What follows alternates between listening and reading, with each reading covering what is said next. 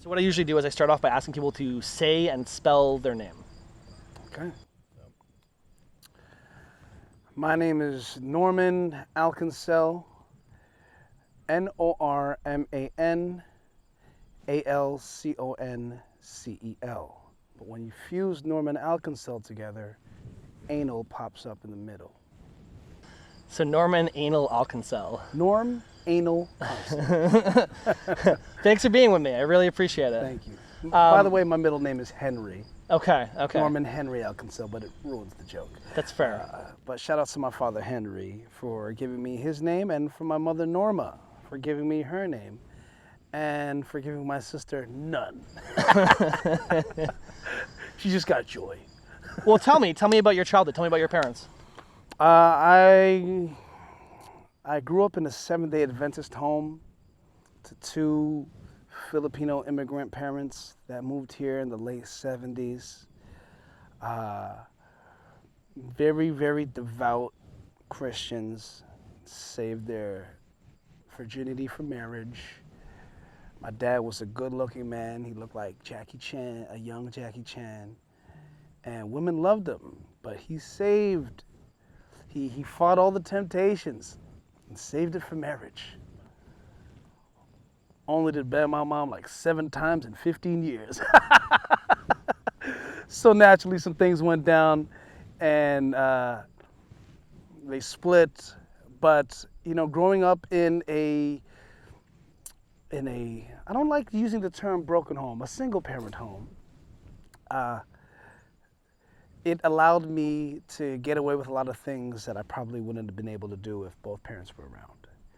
Me being a comedian now, me leaning into the arts would have only happened if, it could have only happened if, you know, they were hawking over me, watching my every move. My mom was busy working, my dad was doing his own thing, so I was left to my own devices. And as a result, I found my good friend Mary here. My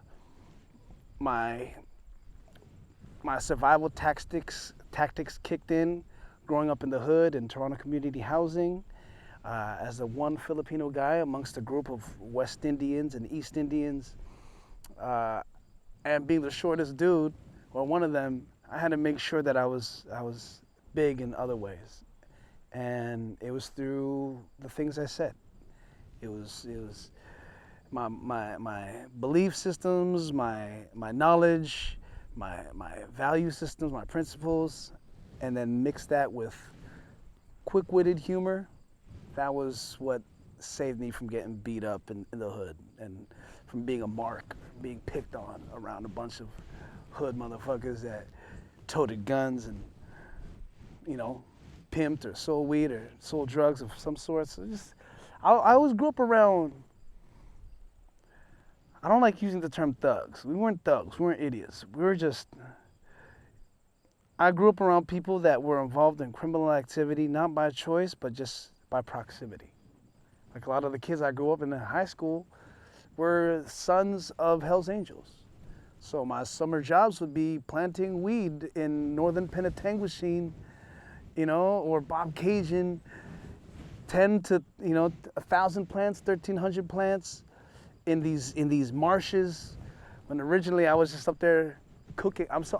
So crazy story. I was just supposed to cook. I had aspirations of being a chef, so I'm like, yo, let me go up north and cook with you guys. My cousin was planting for these guys. I'm like, yo, let me come up. You gotta eat. Let me cook for everybody. You know, so they brought me up. Somebody didn't make the shift, so like, we need somebody in the field. They threw me out there, you know, immigrant work ethic. They're like, you guys gotta start working more like the Filipino guys. And from then on, you know, and then they would pay you a little bit of cash. They'd pay you a little bit of weed, well, a lot of weed, and you know, that was my teenage job. That was my summer as a teenager for like 2-3 years, and I thought it was normal. I thought being around criminals and people that did this was a normal thing. I knew it was wrong. I knew it was bad because I knew if you got caught, you get in trouble. But because adults, family, you know, the community, like everywhere I went, it was there. And I remember my family being like, hey, stay away from bad examples and stick close to your family. What if the family is the bad examples? Right? And it normalizes it too, right? When you It- see everyone doing it. Dude, it's so normalized to the point where I didn't realize how not normal it was. So I had to like pull myself back, because every girl that I would date was just like, hey, don't you ever think about not doing that? And I'm just like, why not? I can. It's working. It's working. There's all my friends do it, all my surroundings do it. But then my parents being the religious people they are, and me being here's the thing. I had one foot in the church, one foot in the streets. One foot in the church because obviously my mom and my dad were very religious. My mother actually wanted me to be a pastor. Funny story, I had a scholarship. Well, I was offered a scholarship for theology in any Seventh-day Adventist university in the world. And the only prerequisite was that I had to graduate from a Seventh-day Adventist university or high school. And the only two they had in Toronto was this place called Crawford Academy, which is right beside where my father lived. But that's, whenever I go to my pops, Bathurst and Finch, everything I was doing in Scarborough, I had my group of friends in Bathurst and Finch that did that shit too. So I'm like, yeah, I'm trying to stay away from the streets. Send me to buttfuck Oshawa in the private Seventh-day Adventist school. Because I'm thinking that's where they send all the goody two-shoes. When I got there, I realized that's where they send all the bad beat kids to fix up. But then it's not just like kids from the city, it's international students, like the bad kids from, it was mostly rich kids, right? Spoiled rich kids that their parents were like, all right, we're sending you to the school in Canada. So, these Jamaican foreign exchange students, Chinese, Japanese, Dominican, you name it, the people from all over the world in this one school. And I get there, I walk into the school with cornrows, and they look at me like, yo, who's this Filipino kid? I'm like, I came here to become a pastor and change my life. So don't be, trying to pull me away and doing all this other shit. And it just so happens my roommate that I got partnered up with was the influence. Like if there was anybody to pull me back into the shit, it was him. And my parents started fighting over, I didn't realize I had to pay for the tuition at that private school and then graduate from there to be able to get the other scholarship. And tuition for that was like 10 G's. And then this scholarship is like 25, 30, but I'm like, so I gotta drop down. It's like I'm playing roulette on the, first of 12s and second of 12s, I'm like, what, I'm playing the 3 to 1? Fuck. So anyways, my parents are fighting over who has to pay. So I'm like, stop fighting. You guys are divorced already. Now you're talking again over me and fighting over it. It's like, please guys, stop fighting it. I'll handle it myself. I started working in the kitchen at the school. And then I started selling weed, and even like, I was the only one of the few guys that had a computer. And my cousins used to I have this one cousin that downloads porn and puts them on like VCDs and like little clips at the time. And, this kid walked in while me and my buddy were just like looking at some clips on some shit. And he's like, yo, let me see. My boy goes, yo, you gotta watch on your own time. I pay for my membership. And then my boy was like, when he said that, I looked at him kind of like laughing. And the guy goes, how much for the membership? I'm like, $50. He's like, give me a second. And ran upstairs, got the 50, came down, and we were like, yo, we can make some money off these horny ass kids right now real quick. So we would sell memberships for people to watch porn on my computer and then leave tissue and fucking lotion. But then but the rule was no jerking off. And my boy would just sit there, and he's a big Latino dude, just sit there and just be like, don't even think about it. But then he'd purposely leave it there just to fuck with him, right? So, but this is what I was doing in my teenage years so that I could become this pastor. and be closer to God. And I just remember fighting with my father because I was like telling him like, Dad, you know, I'm fucking selling drugs out here so I could become a pastor. Da da da da da. This is all backwards. You know, I'm like, everyone looks at me like I'm the future of the Seventh-day Adventist church, like I'm gonna lead all these people to the promised land. Meanwhile, I'm selling weed to all these students that are trying to be better, and I ended up becoming even worse of an influence. And it was just fucking with me, right? And then the school pastor comes down, and he's like, I just remember getting so angry, I punched one of those mesh windows, sliced up all my tendons, and I'm like bleeding, fingers dangling, and he's like, what's going on, Norm? Why are you doing this? And I'm just like, I'm selling drugs to your daughter so I could be a pastor just like you. Super like tears dripping, blood dripping, there's everything coming out, snot dripping. And then to see this pastor, the school pastor, just like turn red, I could see the Holy Spirit leaving his body in that moment, because he realized that's where my money's been going.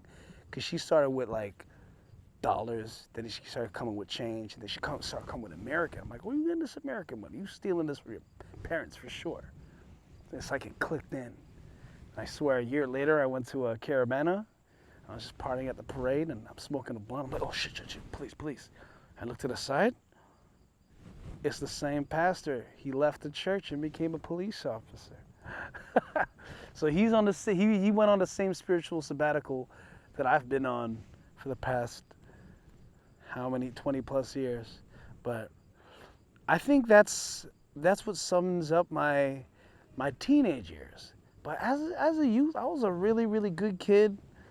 Very empathetic, very kind, very hospitable. Everyone always said, oh, he's such a pleasant boy. You know, I used to sing in church. So like I was this model minority son. Very, very kind, but just by proximity and by, you know, growing up in Markham and Eglinton, you know, one of the 13 at-risk neighborhoods in Toronto. That's just how the cookies crumbled. You know, that's how my life went in that direction. But if it didn't go in that direction, I would have been on a different stage.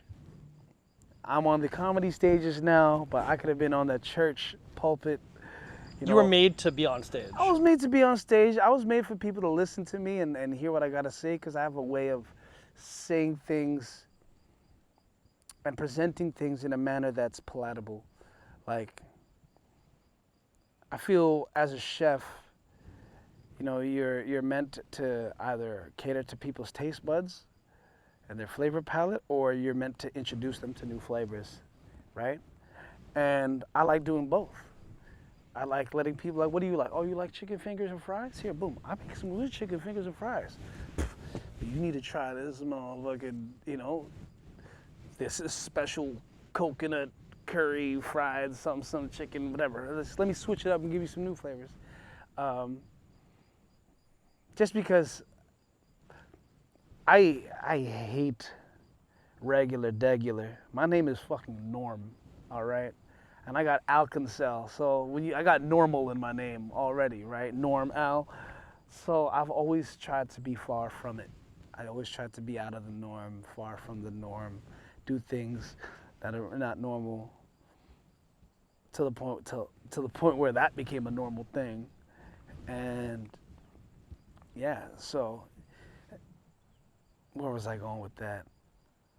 Well, I'll say not that, sorry to interrupt you, but not that you, like, we left in a little bit of a dark spot where it's like you just freaked out to this pastor, your tendons are all sliced up, you're crying. Like, how did you, there's a gap there, right? From, that's a low, I feel that's a pretty dark, low point. How did you pull yourself out of that? Because you're not that person anymore. I'm still that guy. I'm just not jigging in the streets. I was jigging because it was a means of survival. It was an opportunity to help my parents' dreams come true, and it was just what was presented to me as an option. But when I found other options, I was like, oh, I don't need to do that no more. And when I started to realize that the options I had were way more fulfilling than that option, I just naturally went this way. But I'm still around weed all the time. And weed's so legal now that it's like, Why wouldn't you be? why wouldn't I be? So I'm still in the same proximity to marijuana and the cannabis industry. Only difference is I'm selling it legally. The context is different. You know, the context is different. Like even with my mother, I remember when I was selling weed, we would live right on top of the lobby door, right? And because I couldn't go in and out of my house, so, you know, all the time to meet people, I took out the screen out of my window and I would put them in these water bottles or put them in whatever, and people would just, you know, hit me up, and then I would just throw it out the window. They would catch it, and then they would throw the money in whatever container back onto my balcony. And because my door was so loud when I go onto the balcony, I would have to wait till my mom was sleeping or like doing something to go out there and collect all the money before she wakes up in the morning. And one day I slept in and I woke up, and then all these bottles and all these different containers with like folded bills of money were just chilling right there on the table. She's like, "What is this?" I was like, "Oh, fuck." I'm like, well, how do I explain this? Money in water bottles and fruit, what's it called? Bubble tape containers, and you know what I'm saying? People putting in finished backwood packs and then scrunching it into a ball and throwing it up, and then you open it up, there's fucking So what you tell her? $70, $80. What I tell her? What do you tell her? Here's the thing, I'm a terrible liar. I don't lie. I elude from the truth by telling other truths, right? So I tried to be like, listen, Mom, I tried to tell you that I'm a weed head and that I'm selling, but it's too hard. There's no way I could tell you, but the cat's out the bag. What am I doing with this money? You know, this was all before I went to that school, by the way, right? So I just had to tell him, like, yeah, this is what I've been doing, but I'm doing it. I'm not being bad with it. I'm not hurting people, you know. And I didn't want to make it seem like it was her fault, but I was just like, unfortunately, like, when you're gone, I get into shit. But that's why I go to church all the time. That's why I'm like, because I need a balance. But this is the harsh reality, Mom. And when I told her, like, how did you get into this? I told him, like, unfortunately, it was family. It started from the core. You know, it wasn't even the streets. It was family. Because all me, my cousins and I got into shit in the streets. But if it wasn't my family, then I'd probably stay away from it. Because I was like, I'm not trying to say, but I'm constantly with my cousins. And we're getting into shit together. Our parents are like, as long as you guys stick together. I'm like, yeah, okay. Well, we're going to get to some shit then. But all that to say, after everything happened, I went on a spiritual sabbatical. The tuition that my father was going to, the money he was going to throw down for tuition, he's like, here, take this, buy a ticket to the Philippines, ground yourself, meet your family in the province area. I mean, I'm talking like farmland, boonies. What age were you? I was 17. And it was just before my 18th birthday. He sends me out there all by my lonesome. Once again, cornrows, baggy jeans, Timberland boots, Tommy Hilfiger sweater, going into fucking plus 40-degree humid Philippines. What are you thinking? I get there, let's fish out of water, and I realize, shit, if I want to eat chicken, I gotta kill the chicken. If I want to go to the bathroom or take a bath, I gotta fetch a pail of water from a well. And if there's not enough water in the well, I gotta wait till rainfall hits before. That's how, I don't even want to say down bad, but that's how, not even primitive, that's just how simple their life was, right? They didn't, and the craziest part was they were way happier than I was. They would sit there and like, there's this one thing that kids love doing. They love plucking your hair, like one hair, they'll fold it, twist it, tie it at the end. then you just lie on their lap and they'll stick in your ear and just turn the hair back and forth. And it tickles your ear and makes the sound that's still really loud because it's right so close to the eardrum, but it's oddly therapeutic. And I'm just like, and the kids are laughing as I'm like, ready to nut off freaking ear twists, right? I'm like, this is life. The simplicity of life and these pleasures help provide some contrasting insight to the life that I was living back home in Canada. And here I am still with my cornrows, but rocking just the regular wife beater and some shorts and Janela slippers. And they would also pluck my chin hairs, and I'd pay them like 5 cents every chin hair. And I was like, oh, it's like reverse acupuncture. And you know, it was such a culture shock, but everything I needed to be like, all right, man, there's more to life than just feeling the need to just keep it real to these Western ideals. And even ideals that are so specific to just the hood. These aren't even real, these are Westernized Canadian hood ideals. So it's just a very small, amount of people that live this life. I'm like, this is not the world. This is very specific to Toronto and that my surroundings. So I got to be mindful that there's this whole world that lives this other life. Don't feel the need to keep it real to certain values and principles that have colonized my brain, and not just from the street and hood aspect, from the church and religious aspect. I'm like, all right, none of these people here live with the same ideals that my parents tried to push on me. I didn't grow up eating pork, shrimp, certain things. My diet was very similar to Jewish people, right? And when I had to kill a pig for fiesta in the Philippines and hold it in a headlock as they caught the blood, because they were going to use that blood as a base of their pork blood stew. And then I'm like holding this pig's neck up while the blood's splurting out with every squeal. And then, pigs have the most human eyes ever. They say pigs are the closest thing to human flesh. So as I'm like holding its ears and holding it in a headlock, and it's like looking at me with its pearls going, rah, rah, I'm just like, I'm so sorry, babe. Like, my bad. But I know you're going to taste so good later on. And I swear to God, everything that I killed in the Philippines was the greatest meat I ever had in my life. Just because of that connection to killing the Understanding animal, where it comes from. So killing the animal.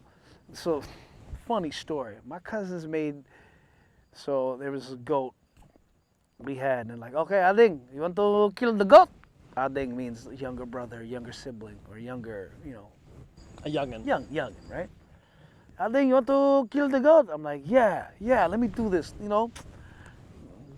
I need to kill something. I'm trying to go into the world of cooking. Like, I want to know how it feels to kill an animal that I'm about to eat, and then bless it in that moment, give thanks to its life.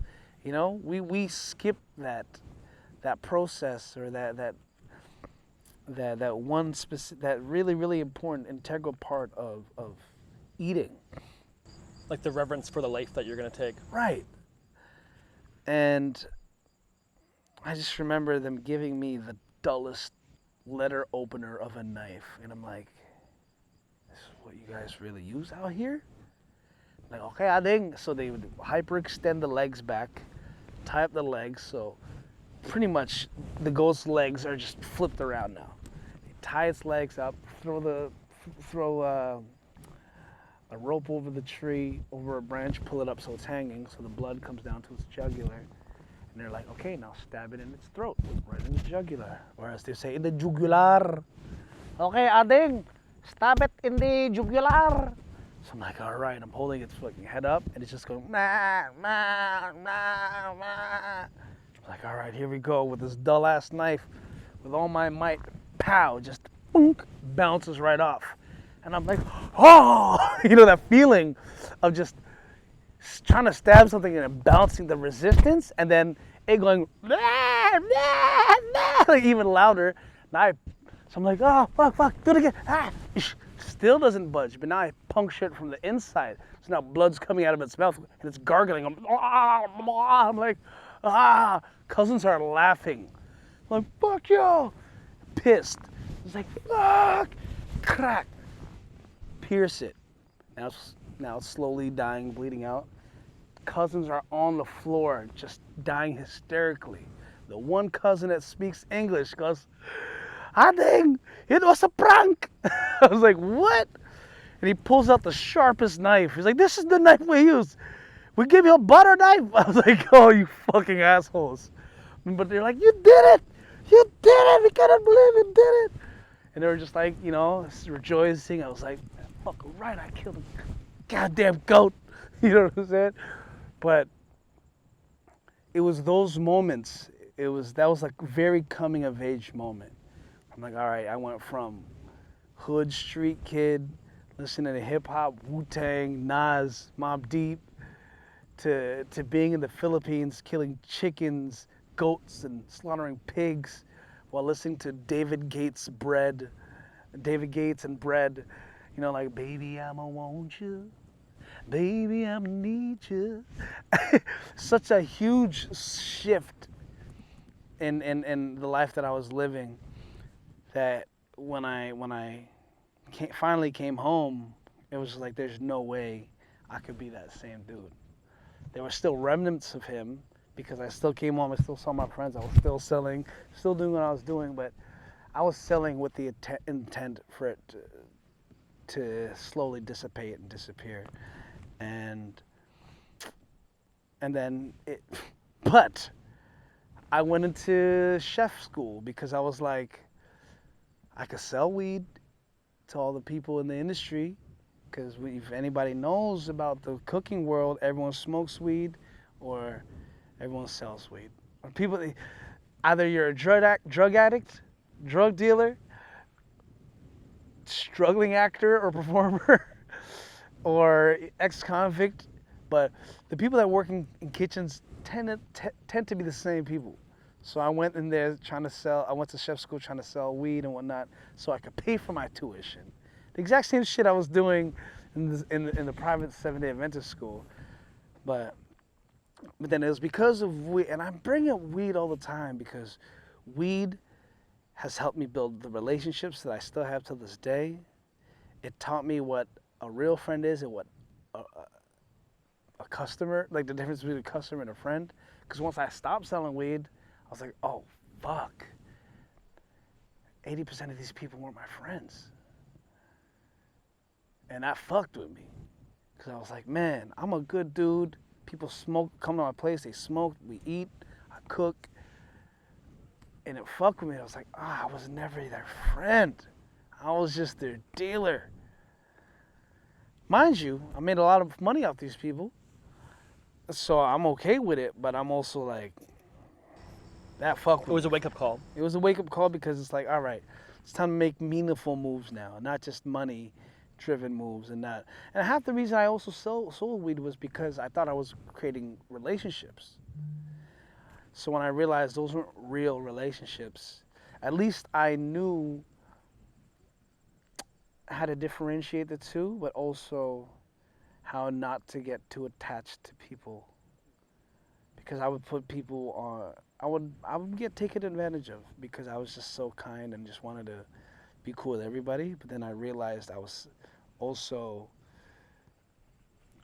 just, what's the word? I was just spreading myself thin. That's what I was trying to say. Trying to like give all my energy to all these different people that really didn't deserve it.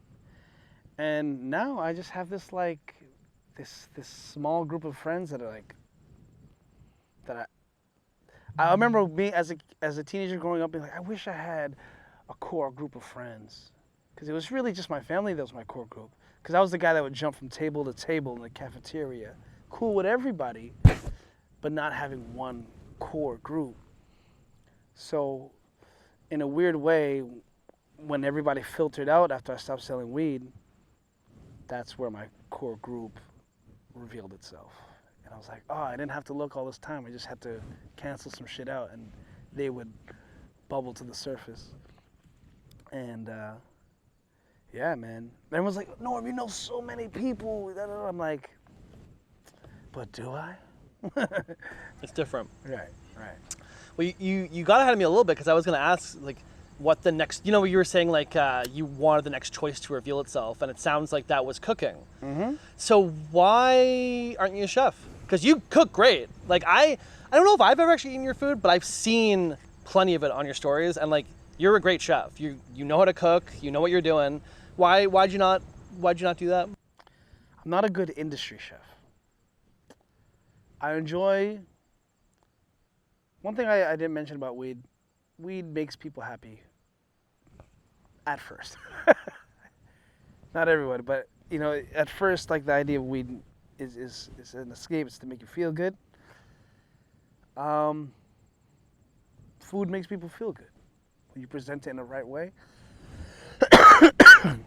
And I think that's the root of everything that I do. Is like, does it make people feel good? And that's half the reason I do comedy. I was gonna say, it makes sense. People feel good? Yes, it does. And I think my love language is service, servitude. Maybe it's also because I'm Filipino, and Could be a combo. a Cancer, and a Canadian. It's like 3 levels of empathy, But I always aim to try to make people, I don't want to say aim to please, but I aim to make sure people feel good. But on the opposite end of things, I could also be a piece of shit, make you feel like crap, if I want to. But that's as a result of knowing how to make people feel good, right?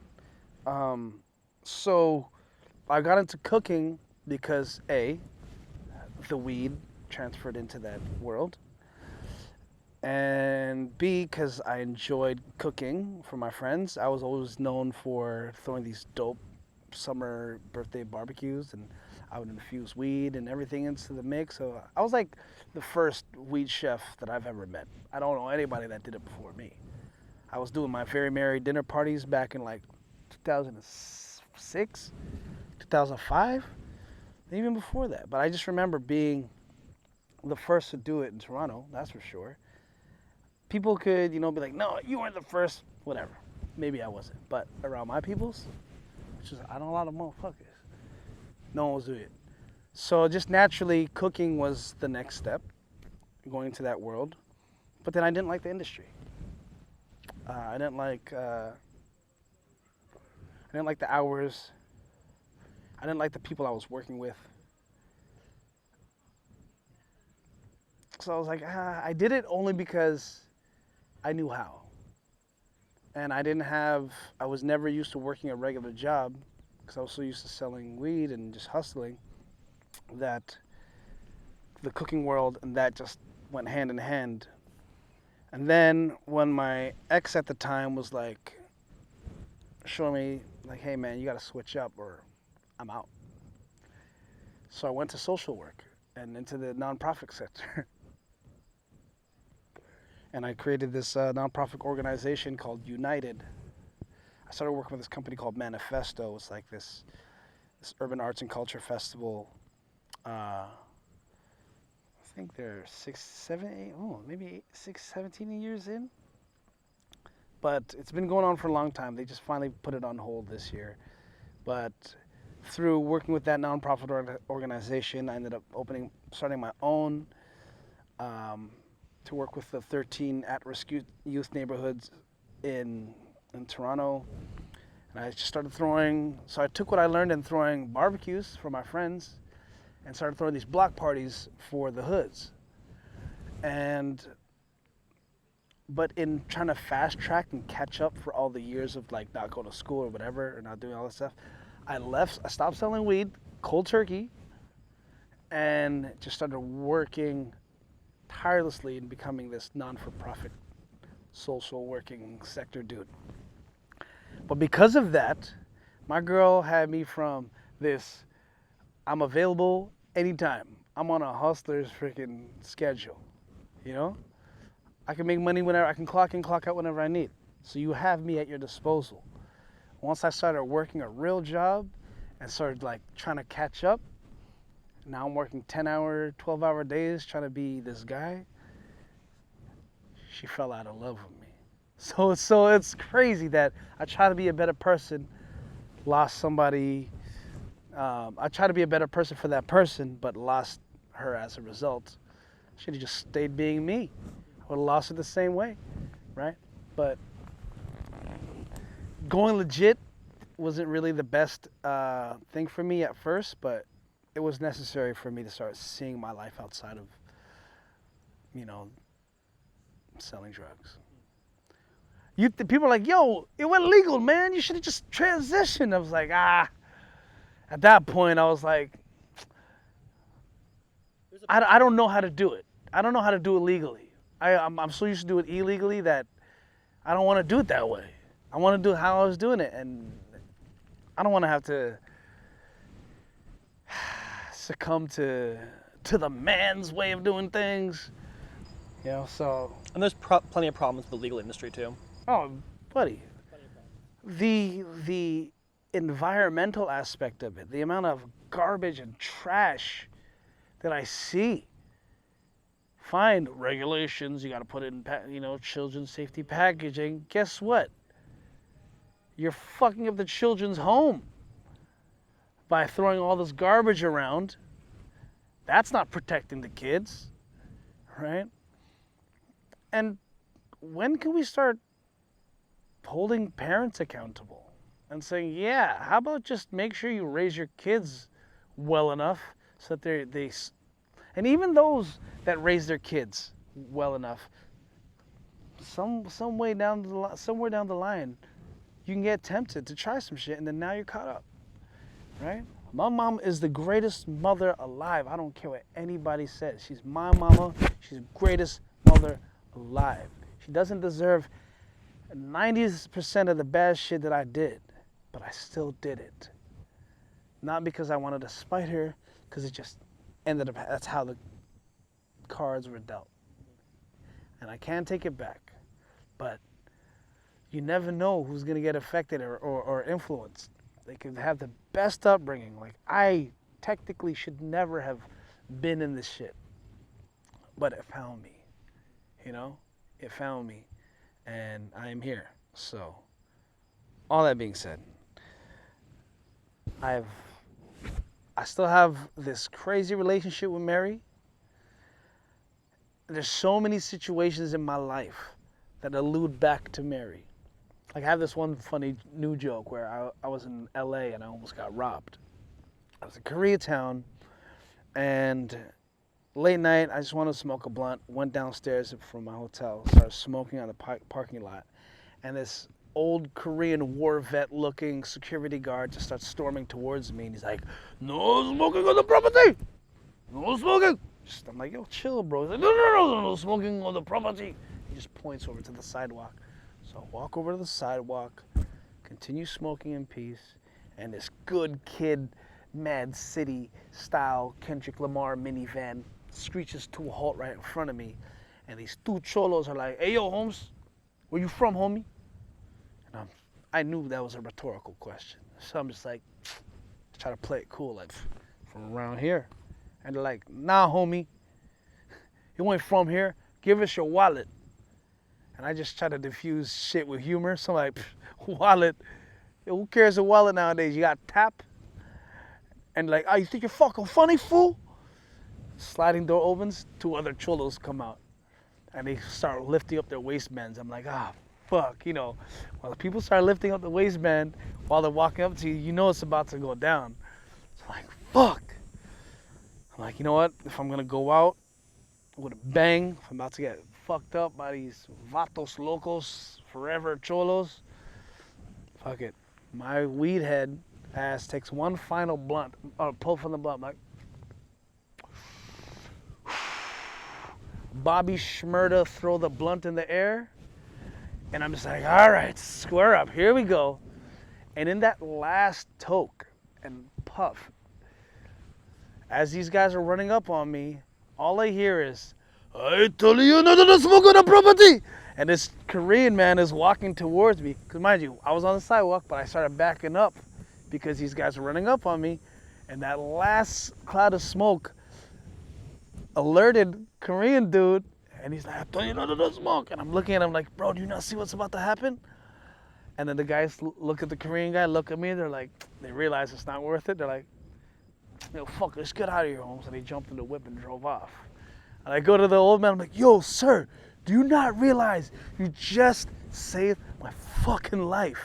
And he looks at me and goes, and he points his finger close to my nose and goes, but I told you not to smoke on the property. And I was like, yo, you don't give a fuck about me, bro. But then I thought to myself, what saved me? The Korean man or the weed? I would say the weed. Because the Korean man wouldn't have popped out of nowhere if I didn't smoke. Hey, puppies! So, yeah. That being said, how'd you get into comedy? Because, like you said, the cooking industry wasn't for you. And obviously you're a funny guy. But, like, there's a difference, right? There's a difference between just being a funny guy and being a comedian. Mm-hmm. I'm a funny guy. I can't be a comedian.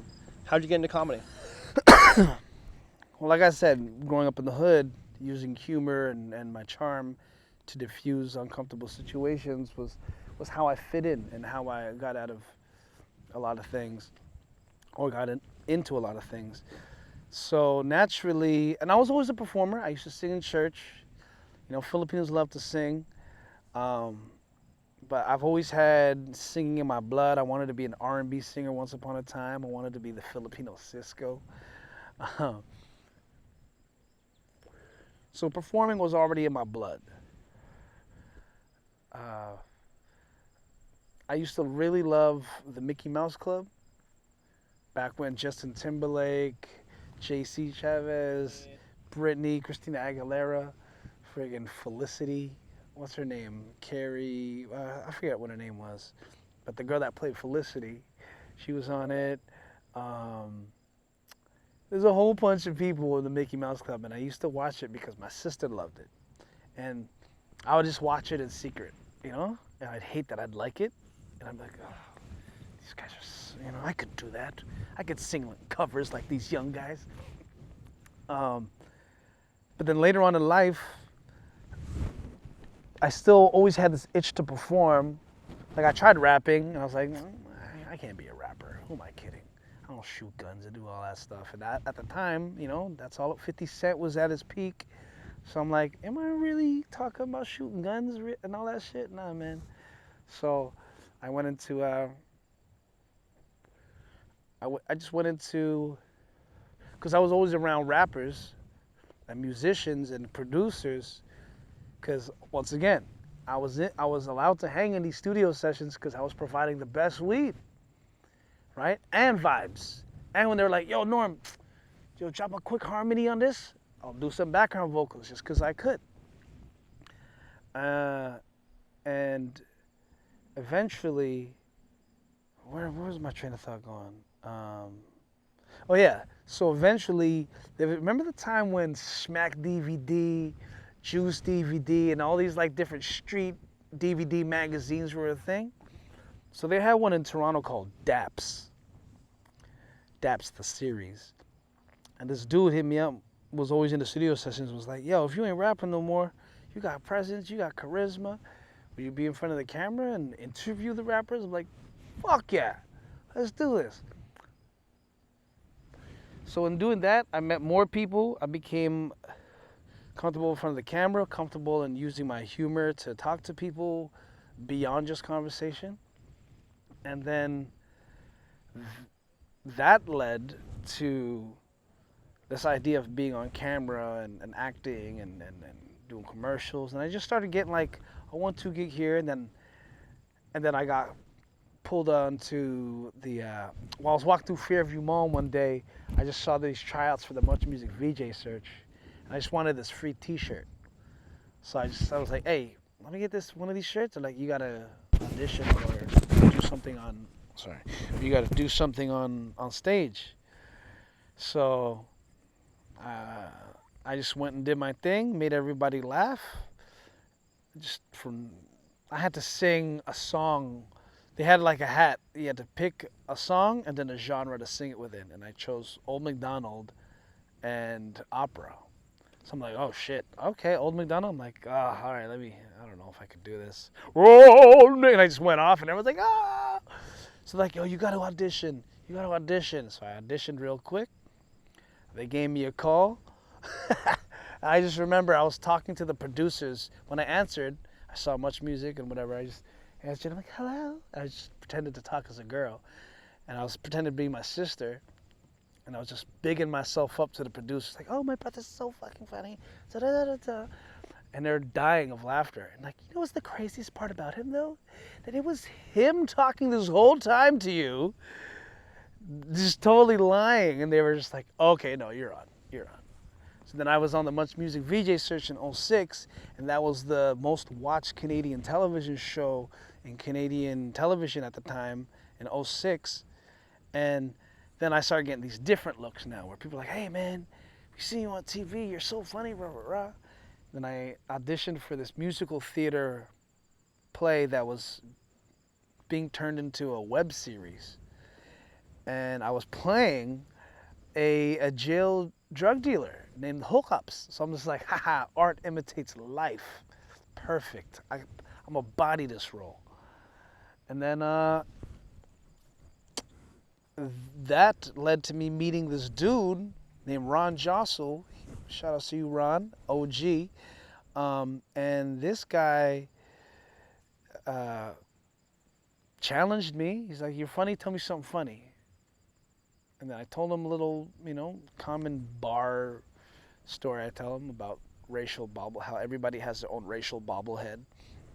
And he thought it was funny. He's like, you should try it on stage. I'm like, I don't know if I'm good. He's like, hold on. And he calls Yuck Yucks. And he's like, all right, you're on tomorrow. And I was just like, whoa, just like that. It's like, oh, fuck. And he's like, just do exactly what you just said to me, but say it on stage. I did it on stage, got some good laughs, and then I went from seller to buyer, just like that. I was the one that was like, except I was paying for the dopamine hit of laughter. Because I felt that laughter, I was like, oh, I like this. And then it made me get funnier. And then they would laugh harder, and I would get funnier. And it was just like this amazing, it was like this reciprocity, this perpetual motion of reciprocity of like laughter and joke and laughter and joke. And I was like, oh, this is so good. And I just never stopped doing it since. How long has that been? It's been 13 years. I'm going on 14 years this December. Congratulations. Thank you, and just sir. had a nice tour with Keith Pedro. Mm-hmm. What's next? What do you want to do next? What's your Pedro. aspiration? Oh yeah, tell me about Keith Pedro. Well, shout out to the homie Keith. I got great mentors and OGs. Ron Jossel, once again. Keith Pedro, Jean Paul. There's just a bevy of comedians I look up to. Trix, Jay Martin. These guys all helped me out early in my comedy career. But Keith Pedro has been taking me on his comedy tour all around the States. And I've been he took me to Hawaii, bro. I got to go to Hawaii. That looked amazing. I meet family in Hawaii and just What a crazy place. Phoenix, Chicago. Now a lot of these places I've also went before, but in my younger years with my family. But to be there as an adult through comedy, dude. And I'm not doing this because of weed money. I'm not doing this because I was hustling. It's all fucking comedy and slang and jokes, bro. And that's, to me, the most craziest thing, because coming from that religious background and these immigrant parents that always want you to have a job with a pension and just be that model minority. The fact that I'm in the arts and doing an art form that's not even considered an art form in Canada. Comedy's not considered art. Really? When we try to apply for any art grants, we got to apply as theater. Really? Right. because they don't consider comedy an art form. That's fucked up. When we produce some of the best comedians in the world. 100%. Honor us as artists, Canada. Jim Carrey, Mike Myers, John Candy, Eugene Levy, the whole Second City SCTV cast. Come on, man. You can't tell me comedians aren't artists. That's fucked up, honestly, that it's not considered. That's crazy. We are the That's only, crazy. one of the last art forms that rely on the element of surprise to do well. Do you understand? Singers can perform their greatest hits and do shit they did 20 years ago, and it'll still hit, if not hit harder. You think my 20-year-old joke? You think Eddie Murphy could tell all the jokes he used to say F word, the 3-letter F word, or Richard Pryor, any of those? You think Andrew Dice Clay could do a set from the 80s now? No. Obviously, R. Kelly can't do it much neither. But as a comedian, I always gotta update and scrap anything I've done in the past and read and have new jokes every year. Unless you're like a Fluffy Rodriguez, wait, is that his name? No, Fluffy Iglesias, sorry, unless you're a Fluffy Iglesias or a Russell Peters, where people want to hear, oh, somebody's gonna get hurt real bad, or they want to hear like the tag. Like, aside from that, I always have to come up with new shit every year. Yeah, musicians got to do that with their albums, and Nas tried to do that for years and outdo Illmatic, and didn't outdo it until Stillmatic came out. How many albums were busts before his next 5 mic album came out? Comedians, like, we got to make sure our shit's better every year, and you got to either switch it up or stay the same, because some people don't want you to change. But comedy is one of those few things, man, where it's such a hard art form. I think people don't consider it an art form like, let's say, poetry, because comedy will touch on very touchy subjects. Because to me, in comedy, nothing is off limit. Everything is okay, as long as you find a way to truly make it funny. But the problem is, just like flavor palettes, is it based off what tastes good to your taste buds, or what tastes good to a bunch of people culturally, right? Like, there's this thing called ampalaya in Filipino culture, in Filipino food. It's bitter melon, bitter gourd. Filipinos love that shit. But then anywhere else in the world, or North America, will be like, ew, how could you like that? I'm never gonna eat it. That shit's not good. But you can't say it's not good if millions of people on this side of the world eat it. It's just not good to you. So, with comedy, you may not agree with this opinion, but there's all these other people over here that agree and find it funny. Just because you don't find it funny doesn't mean it's not funny. And I do think that makes it almost more fucked up that it's not fun as an art, because, and we're just about to wrap here, we're almost out of time, but I think that's all great art is a challenge. Like, all really great art challenges the viewer in some way, and that, it feels like comedy is almost the ultimate form of that, where it's just on the basis of how it works, it will always sort of be challenging to at least a section of the population. Right. So wrapping up here, I always like to ask people when we finish, if you could tell the world one thing, something that you think is really important that people should just reflect on, consider a new perspective, and you have a lot of great perspective. Like, I think some of the things you've been through are incredible. What would you tell people? Let me sit on this for a second so I can just think it through.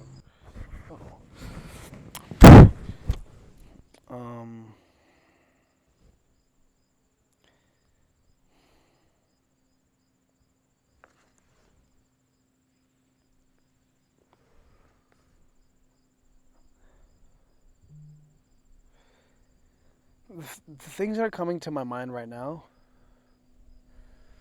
are things I never really used to think of when I was younger. they only become more important to you they only became more important to me as I got older, because I started to understand the importance of legacy, impact, and what you're leaving behind in this world. And my whole thing is, when I'm lying when I'm lying on my deathbed and I'm about to go, if I was to look back at my life, can I honestly say I was a good person and I did more good than I did bad, and I left this world with a surplus as opposed to a minus? If I could truly look honestly at myself and at my life through that lens and say, yes, you was a good dude, Norm, then I could be happy. I could die satisfied. And I don't know what's going to happen in the afterlife. So living with that at the forefront of my mind, like, what's my legacy? What was my impact? Did people feel better as a result of coming across my path? Because once again, feeling. How do I make people feel at the end of the day? Did I have a positive impact? Did I fill your bellies with food, with laughter? Did I fill your soul with vibes and goodness? And I'm not going to say I don't have any enemies or I haven't done anybody wrong, but the majority, I would say 98% of the people that have come across me, that have experienced what I have to offer, I feel have taken more than I've taken from them. Then again, there are also people that I know I've taken way more. They've blessed me, but then that was their role in my life. And I'm like, don't feel so indebted. It's the balance of life, It's too. a balance of, because my thing is, I'm so hard on myself because I'm such a giver. It's hard for me to take, that I have to remind myself, hey man, you've paid it forward. Allow people to do that also. So thank you to everybody that's given me anything, and you're welcome to anybody that I've given. But also thank you for allowing me the opportunity to give.